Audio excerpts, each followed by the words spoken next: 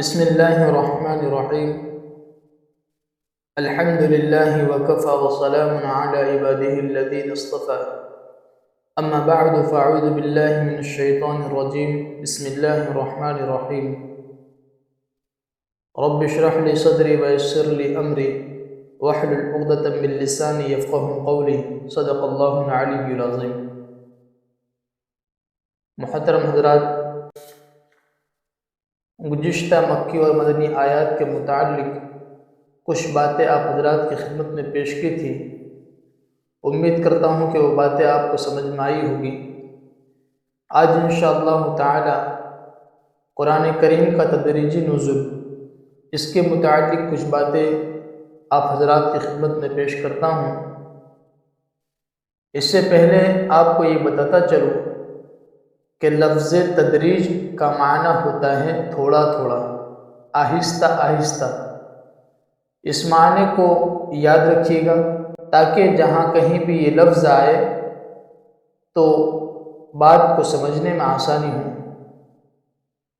اور آپ ان باتوں سے بھی بخوبی واقف ہیں کہ اللہ تبارک و تعالی نے آپ علیہ السلام پر قرآن کریم کو ایک ہی دفعہ میں نازل نہیں کیا، بلکہ اس کو تھوڑا تھوڑا کر کے تقریباً 23 سال کے عرصے میں اتارا گیا. بعض اوقات حضرت جبرائیل علیہ السلام ایک چھوٹی سی آیت، بلکہ آیت کا کوئی ایک جز لے کر بھی آپ علیہ السلام کی خدمت میں تشریف لاتے ہیں، اور بعض مرتبہ کئی آیتیں ایک وقت میں آپ علیہ السلام پر نازل ہو جاتی.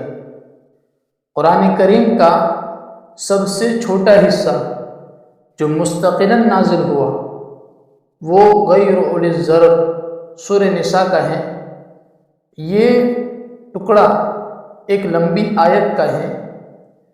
دوسری طرف سورہ انعام ایک ہی مرتبہ میں نازل ہوئی ہے. اب سارے قرآن کریم کو ایک دفعہ نازل کرنے کے بجائے تھوڑا تھوڑا کر کے کیوں نازل کیا گیا؟ یہ جو سوال تھا خود مشرکین عرب نے اللہ کے نبی صلی اللہ علیہ وسلم سے کیا تھا، تو اللہ تبارک و تعالی نے اس کا جواب بہترین انداز میں خود ان کے الفاظ میں دیا ہے. اللہ تبارک و تعالی نے فرمایا وَقَالَ الَّذِينَ كَفَرُوا لَوْلَا نُزِّلَ عَلَيْهِ الْقُرْآنُ جُمْلَةً وَاحِدَةً كَذَلِكَ لِنُثَبِّتَ بِهِ فُؤَادَكَ وَرَتَّلْنَاهُ تَرْتِيلًا وَلَا يَأْتُونَكَ بِمَثَلٍ إِلَّا جِئْنَاكَ بِالْحَقِّ وَأَحْسَنَ تَفْسِيرًا. یہ سورہ فرقان کی آیات ہیں جس کا ترجمہ یہ ہے، اور یہ کافر لوگ کہتے ہیں کہ ان پر سارا قرآن ایک ہی دفعہ میں کیوں نازل نہیں کر دیا گیا؟ اے پیغمبر، ہم نے ایسا اس لیے کیا تاکہ اس کے ذریعے تمہارے دل کو مضبوط رکھے، اور ہم نے اسے ٹھہر ٹھہر کر پڑھوایا. اور جب کبھی یہ لوگ تمہارے پاس کوئی انوکھی بات لے کر آتے ہیں، ہم تمہیں اس کا ٹھیک ٹھیک جواب اور زیادہ وضاحت کے ساتھ عطا کر دیتے ہیں. امام رازی رحمۃ اللہ علیہ نے اس آیت مبارکہ کی تفسیر میں قرآن کریم کے تدریجی نزول کی جو حکمتیں بیان فرمائی ہیں، میں اس کو آپ حضرات کی خدمت میں پیش کرتا ہوں. اس میں پہلی حکمت تو یہ ہے کہ آپ علیہ السلام پڑھے لکھے ہوئے نہیں تھے، آپ امی تھے.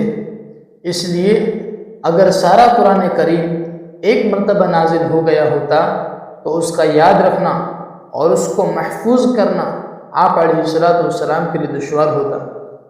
اس کے برخلاف حضرت موسیٰ علیہ السلام لکھنا پڑھنا بھی جانتے تھے، اس لیے ان پر تورات ایک ہی مرتبہ نازل کر دی گئی.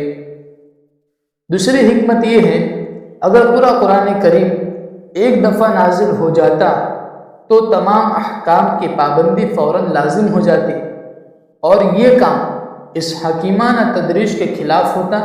جو شریعت محمدی میں ملحوظ رہی ہے۔ تیسری حکمت اس کی یہ ہے کہ آپ علیہ السلام کو اپنی قوم کی طرف سے ہر روز نئی نئی اذیتیں، تکالیفیں برداشت کرنی پڑتی تھیں، اور ان تکالیف کے دوران حضرت جبرائیل علیہ السلام کا قرآن کریم کو لے کر آپ کے پاس بار بار آنا ان اذیتوں کے مقابلے کو آسان بنا دیتا تھا، اور آپ کے دل کو قوت ملتی تھی اور آپ کے دل کو سکون ملتا تھا اس کے ذریعے۔ چوتھی حکمت اس کی یہ ہے کہ قرآن کریم کا ایک بہت بڑا حصہ لوگوں کے سوالات کے جواب اور مختلف واقعات سے تعلق رکھتا ہے، اس لیے ان آیتوں کو نازل کرنا اسی وقت مناسب تھا جس وقت وہ سوالات کیے گئے یا وہ واقعات پیش آئے۔ اس سے مسلمانوں کی بصیرت بھی بڑھتی تھی، اللہ سے قرب بھی ہوتا تھا اور اللہ کی معرفت بھی بڑھتی تھی، اور قرآن کریم کی غیبی خبریں بیان کرنے سے اس کی حقانیت، سچائی زیادہ واضح ہو جاتی تھی۔ اس لیے اللہ تبارک و تعالیٰ نے ان حکمتوں کے پیش نظر قرآن کریم کو آپ علیہ السلام پر تقریباً 23 سال کے عرصے میں نازل کیا۔ یہ تھی قرآن کریم کے تدریجی نزول کے متعلق کچھ باتیں جو آپ حضرات کی خدمت میں پیش کی۔ اللہ تبارک و تعالیٰ سے دعا ہے کہ اللہ تبارک و تعالیٰ ہمیں سمجھنے کی توفیق عطا فرمائے، اور جو لوگ اپنا وقت نکال کر ان باتوں کو سنتے ہیں، اللہ تبارک و تعالیٰ انہیں دنیا اور آخرت کے تمام بھلائیوں سے نوازیں، اور جہاں کہیں بھی مسلمان پریشان حال ہیں، اللہ تبارک و تعالیٰ ان کی پریشانیوں کو دور فرمائے۔ جہاں کہیں مسلمان مظلوم ہیں، اللہ تبارک و تعالیٰ اپنی غیبی مدد شامل حال فرما کر انہیں ظلم سے نجات دلائیں، اور جو لوگ بیمار ہیں اللہ تبارک و تعالیٰ انہیں شفائے کاملہ، عاجلہ، دائمہ، مستعمرہ، ظاہرہ، باطنہ سے نوازیں، اور اللہ تبارک و تعالیٰ ہمارے والدین اور اساتذہ کی عمروں میں، ان کی صحت و قوت میں اور عافیت میں، اور ان کی نیکیوں میں، ان کے کارہائے خیر میں، ان کی علمی، دینی، ملی خدمات میں خوب برکت عطا فرمائیں، ان کے سائے کو ہم پر عافیت کے ساتھ قائم دائم فرما کر ان کی قدردانی کی ہمیں توفیق عطا فرمائیں۔ آمین یا رب العالمین، وآخر دعوانا الحمد للہ رب العالمین۔